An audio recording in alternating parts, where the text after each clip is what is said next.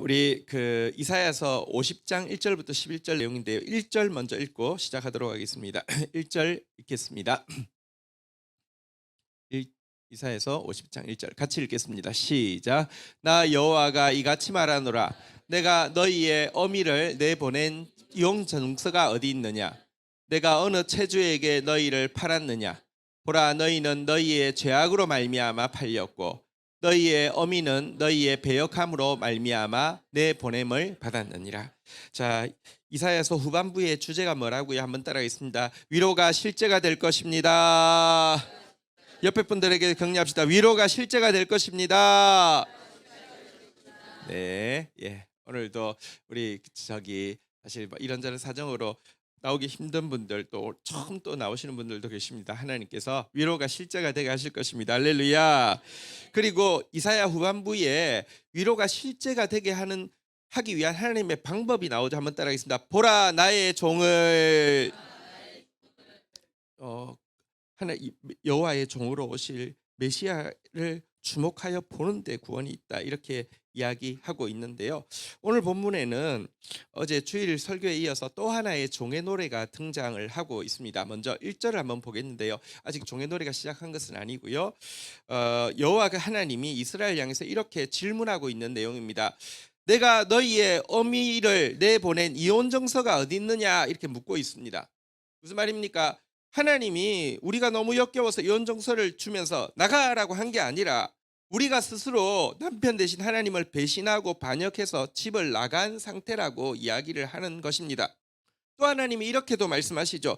내가 어느 체주에게 너희를 팔았느냐. 하나님, 우리가 너무 괘씸하고 우리 이렇게 사랑하고 구원하고 나서 너무 대가 지불이 많았기 때문에 미워서 조금이라도 본전 찾으려고 사채업자한테 하나님이 파신 것이 아니라 스스로 어리석게 죄악 가운데 빠짐으로 말미암아 인신매매범한테 팔린 상태다라고 지적을 하고 있는 내용입니다. 근데 이 말씀이요, 하나님 참 신기한 게 이사야 때 동시대 선지자가 있는데요. 이름이 누구냐고 하면요, 한번 따라하겠습니다. 호세아. 호세아가 하나님이 여러분 음란한 여인을 가서 결혼을 하고 그를 사랑하라고 했고요. 그럼에도 불구하고 그렇게 선지자 호세아가 사랑했는데도 불구하고 이 여자가 또 집을 나가가지고는요, 결국은 인신매매범한테 막 이렇게 빚이 져가지고요, 또 매음굴에 또 들어가 있었어요. 그 상황하고 이 말씀이 지금 똑같다는 것을 보여주고 있습니다. 물론 매우 심각한 상황이죠. 스스로 집을 나간 것도 심각하고 스스로 팔려가지고 그 무시무시한 포주한테 지금 잡혀서 빚져 있는 것도 심각한 상황이지만 엄밀히 이야기하면 아직 파국은 아니잖아요. 왜냐하면 하나님이 이혼 정서를 준 건 아니니까요. 혹시라도 이 고멜만 돌이키면, 호세아가 마음을 열면 되는 거잖아요. 그죠? 이스라엘만 돌이키면 하나님은 사실 언제든지 받아줄 준비가 되어 있다, 이런 말씀이 1절의 내용입니다. 2절도 한번 보도록 하겠습니다. 같이 읽겠습니다. 시작. 내가 왔어도 사람이 없었으며 내가 불러도 대답하는 자가 없었으면 어찌 됨이냐. 내 손이 어찌 짧아 보라, 내가 꾸짖어 바다를 마르게 하며 사막이 되게 하며 물이 없어졌으므로 그 물고기들의 악취를 내며 갈아여 죽으리라. 자, 그러면서 하나님이 또 이렇게 이야기합니다. 한번 따라하겠습니다. 내 손이 어찌 짧아 구속하지 못하겠느냐. 내게 어찌 건질 능력이 없겠느냐. 사실 여러분, 이스라엘의 상황은, 고멜의 상황은 이미 엎질러진 물 같지 않습니까? 가출해 가지고요, 또 막 그 속임수 들어가지고 갔다가 지금 포주한테 빚을 져서 한 번 들어가면 못 나오는 그 굴에 두 번째 지금 들어갔으니 엎질러진 물 같지 않습니까? 하지만 하나님은 내 손이 짧아서 구속하지 못하겠느냐, 내게 어찌 건질 능력이 없겠느냐라고 하시면서 지금이라도 하나님께는요, 속수무책이 아니라 하나님께는 방법이 있다라고 이야기하십니다. 하나님은 길이 없어도요, 바다를 말리셔서라도, 강을 말리셔서라도 구원의 길을 내실 수 있는 능력의 하나님이십니다. 아멘. 문제는 그런 내가 왔어도 나를 불러 그 사람이 나한테 나오는 사람도 없고 내가 아무리 불러도 대답하는 사람도 없다라고 탄식을 하고 있습니다. 아무도 그 하나님께 구원을 갈구하는 사람, 기도하는 사람을 못 보았다는 것입니다. 이사야 65장 1절에도 이런 서글픈 하나님의 탄식이 나오는데요. 나는 나를 구하지 아니하던 자에게 물음을 받았으며, 이게 조금 이제 주체가 좀 애매하게 번역이 되어 있는데 이런 뜻입니다. 하나님이 혹시 당신 나를 필요로 하지 않습니까? 묻지도 않는 사람한테 가서 구걸하듯이 너 나 필요하지 않니? 이렇게 물었다는 것입니다. 근데 아니요, 이렇게 대답한다는 것입니다. 나를 찾지도 아니하던 자들에게 찾아냄이 되었으며, 혹시 나 찾고 있었던 거 아닙니까? 아니요. 또 내 이름을 부르지 아니하던 나라에게 혹시 나 부른 거 아니에요? 안 불렀는데요. 내가 여기 있노라, 내가 여기 없노라 하였노라. 아니었어도 괜찮은데 어쨌든 내가 여기 있다는 사실 기억해 주세요. 언제든지 내가 여기 있습니다. 이럴 정도로 진짜 자존심 다 버리고 나와서 도와주겠다고 하는데도 아무도 구하는 자가 없었다라고 이야기를 하고 있는 내용입니다. 3절 한번 볼까요? 같이 한번 읽겠습니다. 시작. 내가 네, 문제는 하나님은 인격적이신 하나님이십니다. 그리고 하나님은 여러분 인격적이시기 때문에 아무리 하나님께서 찾아오셔서 애원해도 또 구걸해도 탄식해도 듣지 않자 방법이 이제는 말씀 듣고 돌이키면 제일 좋지만 안 되면 결국 우리 다 직접 경험해보고 나서야만 돌이키는 수밖에 없기 때문에 하나님께서 이제는요 아예 흑암으로 하늘을 입히고 굵은 배로 하늘을 덮어서 하늘을 닫아버리겠다 이렇게 이야기하고 있는데, 이것은 신구약 중간기의 암흑을 이야기합니다. 여러분, 신구약 중간기에는 진짜 암흑기였습니다. 선지자도 없었고요. 신구약 중간기에는 사실은 이제 미래에 이제 그 신약 말에 있을 적그리스도를 상징하는 안티오쿠스 에피파네스라는 사람의 그 박해가, 엄청난 박해가 또 있었습니다. 엄청난 고통이 있었습니다. 어쨌든 하늘을 닫겠다 이렇게 이야기하는 내용까지가 먼저 나오고 나서 4절에 그런데 나의 종의 노래가 나오고 있습니다. 이사야서의 후반부에 나의 종의 노래가 4번 나오는데요. 첫 번째는 어제 우리가 보았잖아요. 이방에까지, 한번 따라하겠습니다. 이방에까지 정의를 베푸실 여호와의 종, 그 첫 번째 노래고요. 두 번째는요, 한번 따라하겠습니다. 이방에까지 구원을 베푸실 여호와의 종. 네, 오늘 세 번째 노래가 사실 이제 여기 4절부터 9절까지인데요. 이 노래가 이제 시작되어지고 있습니다. 4절 같이 한번 읽도록 하겠습니다. 시작. 주 여호와께서 학자의 혀를 내게 주사 나로 곤고한 자를 말로 어떻게 도와줄 줄 알게 하시고 아침마다 깨우치시되 나의 귀를 깨우치사 학자들 같이 알아듣게 하시도다. 자, 여러분, 이미 하늘이 막 굵은 배로 또 흑암으로 덮어버린 상황인데 여호와의 이 선언에도 불구하고 여호와의 종인 메시아가 와서는요 자기 백성들을 향해서 말씀 사역하기를 포기하지 않고 있습니다. 먼저 하나님께 학자같이 알아들을 수 있는 귀를 달라고, 그리고 학자같이 이렇게 공고한 자를 도울 수 있는 말씀의 혀를 달라고 간구하기도 하고, 또 사실 하나님 속마음도 마찬가지거든요. 하나님이 이제는 다시는 얼굴 안 보겠다는 것 아닙니다. 안 되니까 직접 겪고 나서라도 돌이키기를 원하는 마음이었기 때문에, 그래서 그 예수님의 마음이 하나님 마음과 같기 때문에 자기에게 바로 그 학자의 귀도 주셨고 학자의 혀도 주셔서, 한번 따라하겠습니다. 아침마다 깨우치시되, 여러분, 학자의 귀를 나에게 주셨다, 학자의 혀를 나에게 주셨다, 아침마다 나에게 알아듣게 하시고 그것 가지고 공고한 자들 도울 수 있게 하셨다, 이렇게 메시아께서 고백하고 있는 내용입니다. 여러분, 근데 이 메시아, 이 종의 노래에 나오는 이 첫 고백은 동시에 우리의 간구이고 우리의 간증이 되어야 합니다. 여러분, 암흑의 때입니다. 하지만 우리는 아침마다 하나님께 이 말씀에 대해서 학자의 귀를 주셔서 아침마다 깨우쳐 달라고 기도해야 하고요. 하나님께 학자의 혀를 주셔서 정말 공고한 사람에게 이 말씀 전할 수 있게 해달라고 간구해야 되고요. 또 그렇게 간구하고 나아갈 때마다 신기하게 하나님이 아침마다 깨우치시는 말씀을 주셨다라고 간증하게 되어야 하고요. 그리고 부족하지만 우리의 입술을 통해서 전해지는 말씀을 통하여서 공고한 자가 살아나게 되었다라고 간증해야 합니다. 아니, 간증하게 하실 것입니다. 하나님은 이 간구를 원하시고 이 간증을 도와주시는 분이십니다. 5절 6절에 또 이 나의 종 메시아의 노래가 나오고 있는데요. 교독하겠습니다. 5절 주 여호와께서 나의 길을 여셨으므로 내가 거역하지도 아니하며 뒤로 물러가지도 아니하며. 6절 같이 한번 읽도록 하겠습니다. 시작. 나를 때리는 자에게 내 등을 맡기며 나의 수염을 뽑는 자들에게 나의 뺨을 맡기며 모욕과 침뱉음을 당하여도 내 얼굴을 가리지 아니하였느니라. 자, 5절 한번 보십시오. 여러분, 귀가 열려서 아침마다 주님의 말씀이 들리는 거 참 축복이긴 축복이지만 여러분 동시에 그것은 굉장한 도전입니다. 나의 귀를 여셨으면 말씀이 들립니다. 말씀이 들리면요, 차라리 말씀이 들리기 전보다 순종하느냐 불순종하느냐가 완전히, 옛날에는 좀 덜 들릴 때는요 약간 그 뭐랄까요, 순종 불순종의 레인지가 좀 중간이 좀 많은데 정확하게 들리면요 순종이냐 불순종이냐 딱 하나밖에 없습니다. 근데 이때 여러분 거역하지 않고 뒤로 물러가지 않는 거 쉽지 않습니다.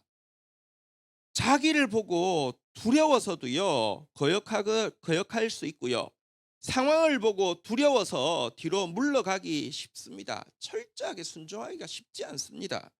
여러분, 저는 그 23살에 출판사를 시작하게 됐는데 그때 정말 그 아이들을 가르치는데 아이들이 막 살아나는 거 보니까, 근데 이 청소년들이 우리 교회 아이들은 어쨌든 내가 부족하지만 책임지고 살릴 수 있을 것 같은데, 한국 사회에, 한국 땅에 너무 많은 믿음의 다음 세대들이 있는데 그들을 어떻게 할까 하는 마음에 아무도 나한테 그거, 아직 신학생도 아닌 나한테 누가 부탁을 했어요. 근데 계속 기도했어요. 3년을 기도했어요. 어떻게 할까요 하다가 하나님 앞에서, 하나님 어떻게 할까요? 라고 고백할 때 하나님께서 사람이 젊어서 멍에를 매는 것이 좋으니 이는 내가 저에게 지었으니 잠잠할지어다, 이 말씀 받았습니다. 그리고 그 말씀 받고는 또 기도했습니다. 하나님, 말씀 주셨는데 저 아직 신학생도 아니고요, 돈도 없고요, 아는 사람도 없고, 서울 사는 사람도 아닙니다. 지방에서 사실 인쇄하는 것도 만만치 않습니다. 그럼에도 불구하고 시작하는 게 믿음의 용기라고 하면 하겠습니다. 그런데 신학교도 가고 돈도 좀 모으고 사람도 만들고 뭐 이렇게 여건이 되고 하는 게 믿음의 겸손이라고 하면 그렇게 하겠습니다. 어떻게 할까요 했더니 바로 시작하라고, 아까 주셨던 말씀, 사람이 젊어서 멍에 매는 것이 좋다, 바로 시작하라고 말씀하셨는데 그때부터 진짜 공포가 오는데요. 기도하기 전에는 그냥 다음 세대를 살려주세요, 기도는 좋지만 바로 시작하라고 하는데 돈이 있습니까? 뭐 아무것도 없어요. 그럼 뭐 내가 무슨 창고처럼 모아놨어요? 하나도 없어요. 글도 없고, 책을 만드는데 글 하나도 없고, 전부 혼자 써야 되는데 글 하나 없죠. 아는 사람 없죠. 아무것도 없죠. 그때부터는 진짜 공포입니다. 하나님 앞에서 나는 어린 아이라 말할 줄 알지 못한 아이다. 에레미야가 하나님 말씀 받았을 때 이렇게 이야기했죠. 근데 하나님 또 한번 딱 무시면요 집요하시거든요. 어, 너는 아이라 하지 말고 내가 너를 누구에게 보내주지 너는 가고, 내가 너에게 무슨 말을 하라고 하는지 너는 하라고, 이렇게 이야기 막 몰아붙이시는데요. 근데 만만치 않다는 거예요. 근데 이 거역하지도 않고 뒤로 물러가지도 않는다는 거, 이게 철저한 순종이죠. 말씀이 들리는 거 은혜이고요, 그 다음에 들린 말씀에 철저히 순종하는 거 진짜 은혜입니다. 메시아는요 말씀을 들었던, 학자처럼 들었던 분일 뿐만 아니라 그 말씀에 철저히 순종한 분이시라는 것이죠. 6절에 보면요, 그런데요 나를 때리는 자들에게 내 등을 맡기고 나의 수염을 뽑는 자들에게 나의 뺨을 맡기고 모욕과 침뱉음을 당하여도 내 얼굴을 가리지 아니하였느니라. 여러분, 근데 신기한 것은요, 그렇게 메시아가 순종하고 말씀 사역하면 사람들이 훌륭합니다, 감사합니다, 당신 때문에 정말 은혜를 입었습니다, 막 이렇게 할 것 같죠. 천만의 말씀입니다. 당시 하늘까지 닫혀서 이제 메시아의 말씀 사역이야말로 마지막 그들의 구원의 빛으로 온 것임에도 불구하고 유대인들은 예수님의 등을 때리고 수염을 뽑고 뺨을 때리고 모욕적인 욕설을 하고 심지어 침까지 뱉을 것이다라고 이야기를 하고 있습니다. 근데 이게 또 현실입니다. 어, 조금 너무 옛날 이야기여서 좀 죄송하긴 하지만 어쨌든 그 이제 사역을 시작을 할 때 하기 전까지는요, 아이들이 저를 너무 사랑했고 아이들이 막 계속 너무너무 아름답게 성장했어요. 평균 한 출석은 한 50여 명이지만 해마다 전도 집회를 하면요, 조그만 교회인데 항상 100명이 넘고 아이들이 막 구원받고 아이들이 잘하고 막 너무 행복했었습니다. 근데 이 사역을 이제 시작하라고 해서 출판 사역을 딱 시작하니까 그때쯤에 이제 개척 교회에서 사실 아무도 없는 교회였고, 그래도 그 인제 제가 대학생인데 어쨌든 거의 뭐 새벽기도부터 전부를 하는 뭐 그런 교회였는데, 담임 목사님이 새로 오시고는 굉장히 불편해하시는 것을 느낄 수 있었습니다.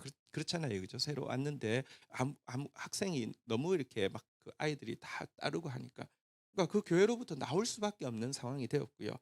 또 제가 대학에서 일반 학생이지만 기독 동아리 연합회 회장을 해서 모든 단체에서 저를 모르는 사람 간첩해서 길거리 가면 전부 다 진흥님 안녕하세요 그런데 하지만 누군지 몰라요. 저는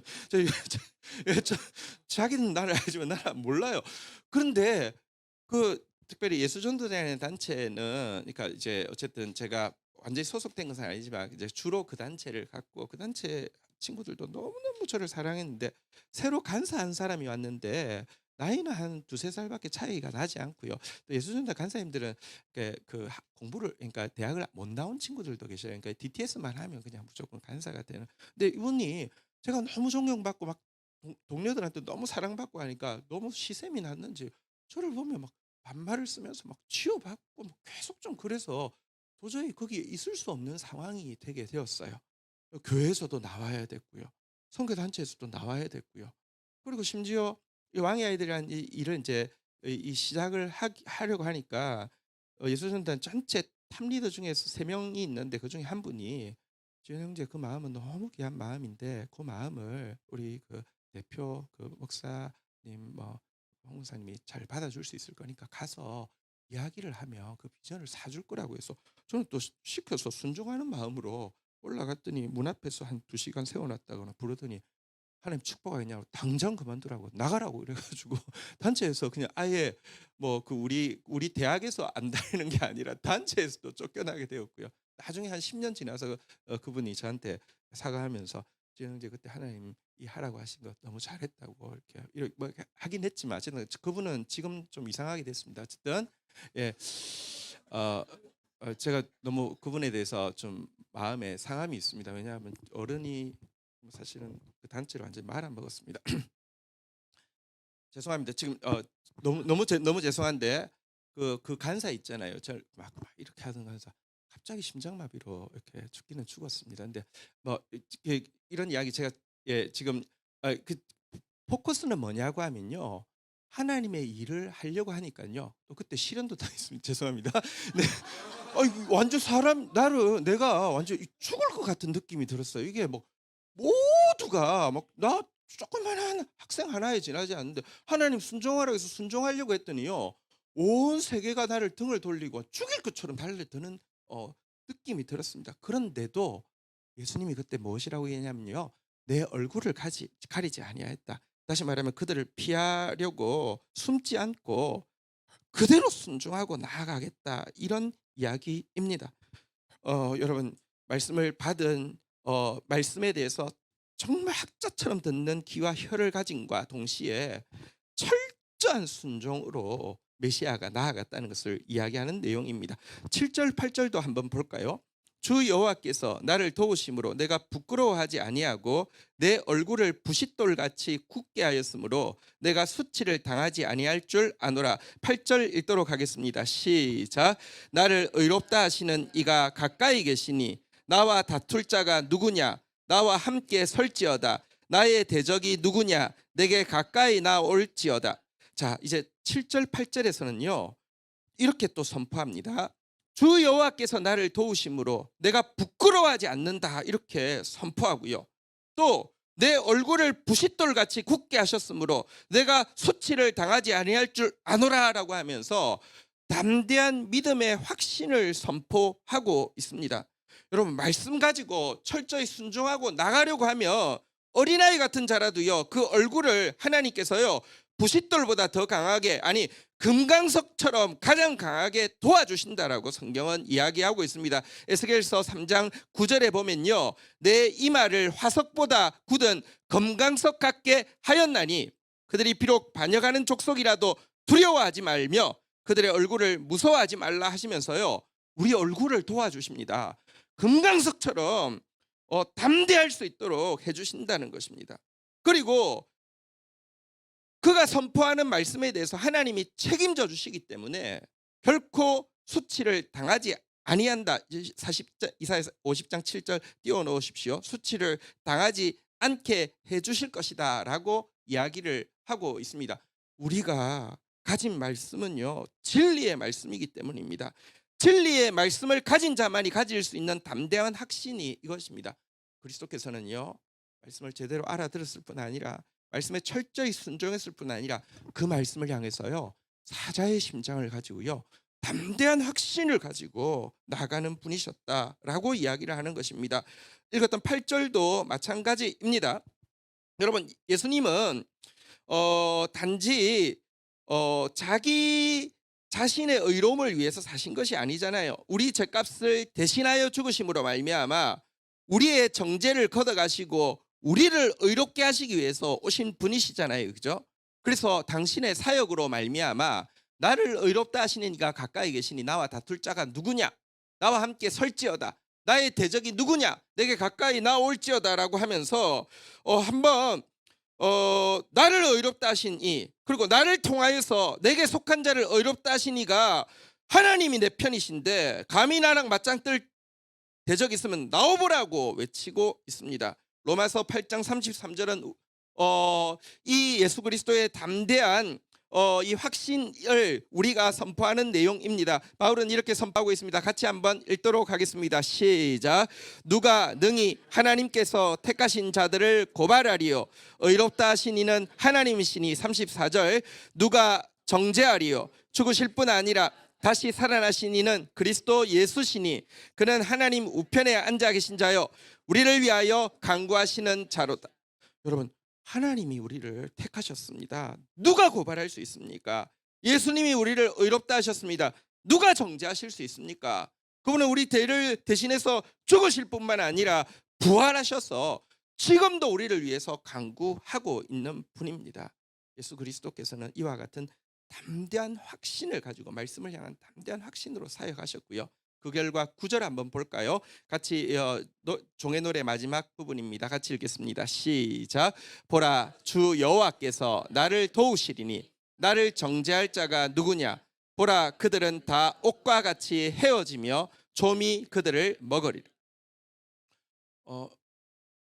대적들을 향해서 이제 이야기합니다. 예수 그리스도를 향해서 정죄하고 사형 선고에 이르게 했던 대적들이 있죠, 그죠?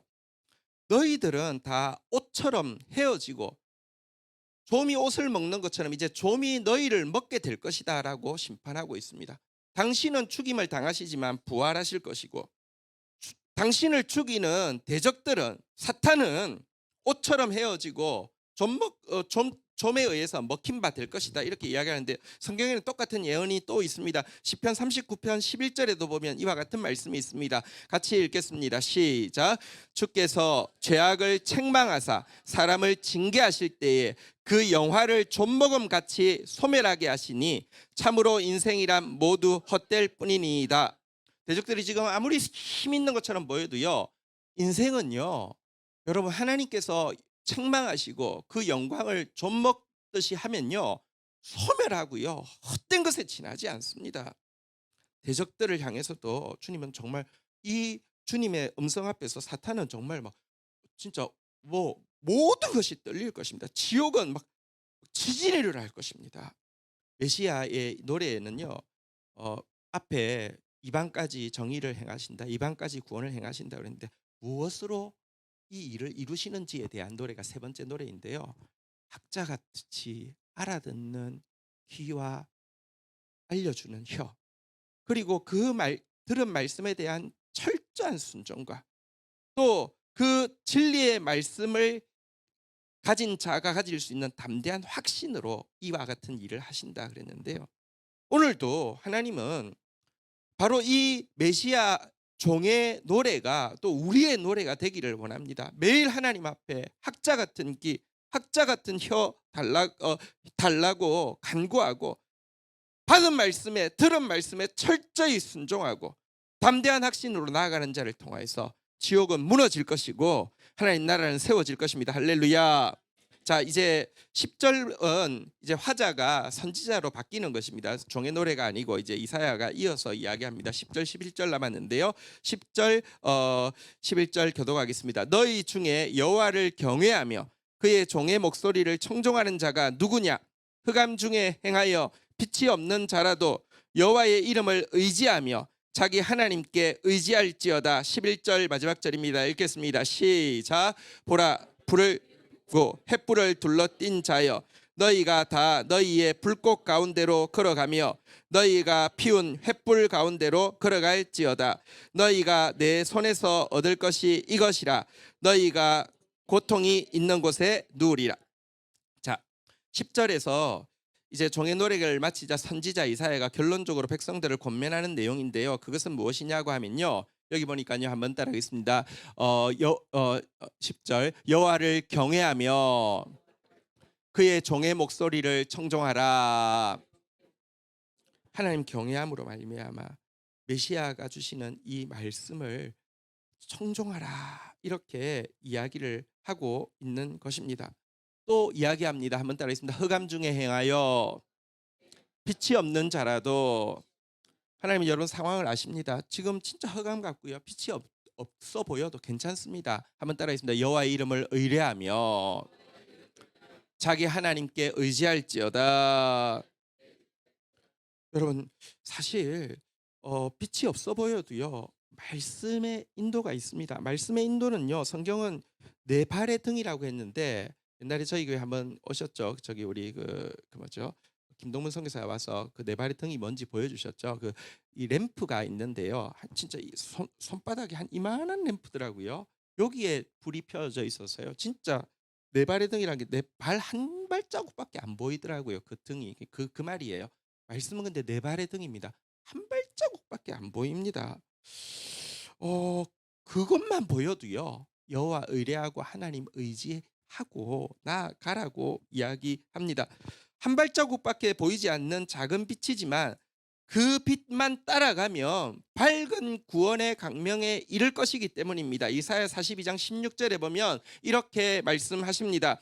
내가 맹인들을 그들이 알지 못하는 길로 이끌며 그들이 알지 못하는 지름길로 인도하며 암흑이 그 앞에서 광명이 되게 하며 구분대를 곧게 할 것이라. 내가 이 일을 행하여 그들을 버리지 아니하리니. 할렐루야. 한번 따라하겠습니다. 여러분 진짜 말씀 순종해서 갈 때 한 발밖에 안 보이지만 한번 따라하겠습니다. 알지 못하는 길로 이끌며 알지 못하는 지름길로 인도하며, 그게 지름길이라는 것입니다. 여러분 생각과는 전혀 다른 길 같지만 그게 암흑이 광명이 되고 구원대를 곧게 하는 길이 된다는 것입니다. 그래서 선지자가 권면하고 있죠. 그의 종의 목소리를 청종하라고, 여호와를 경외하라고, 여호와의 이름을 의지하라고.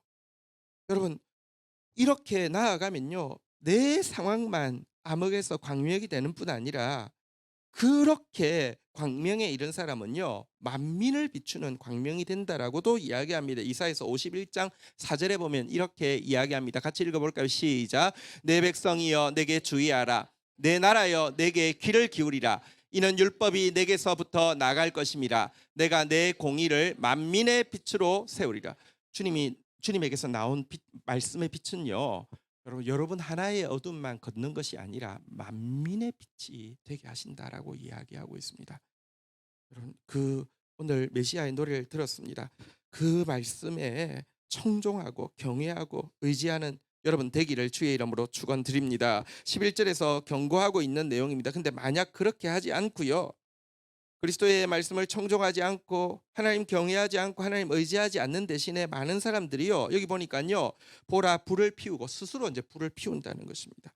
그리고 횃불을 둘러 띈 자요. 그리고 나서는 그 불을요. 횃불에다 붙여 가지고요. 몸에다가 이렇게 둘러서 이렇게 띄운다는 것입니다.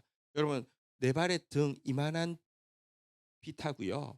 내가 불을 켜워 가지고 횃불에다가 막 붙여 가지고 횃불은 막 활활 타오르잖아요. 그것도 막 몸에다가 여러 군데 끼우면 훨씬 이게 잘 보이는 것 같죠.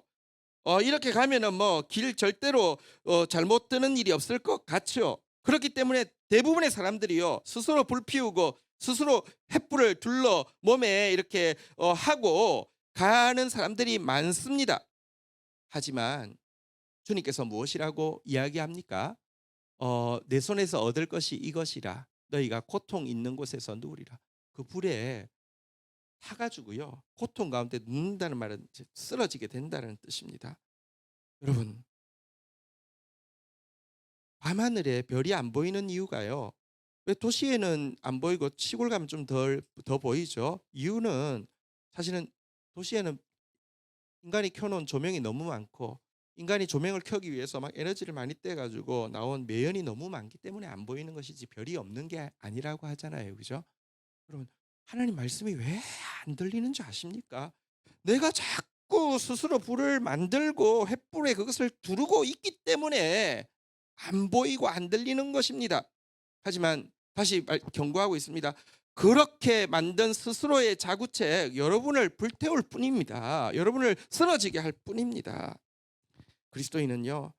말씀의 빛을 의지할 것인지 스스로 피운 횃불을 의지할 것인지 갈림길에 놓여 있는 존재이고요. 그리스도인은요. 내가 나를 구원할 수 없음을 믿는 동시에 그리스도께서만 나를 구원하실 수 있음을 믿고 그분의 말씀을 의지하는 존재입니다. 그런 사람 되기를 주의 이름으로 축원드립니다. 자리에서 일어서시겠습니다.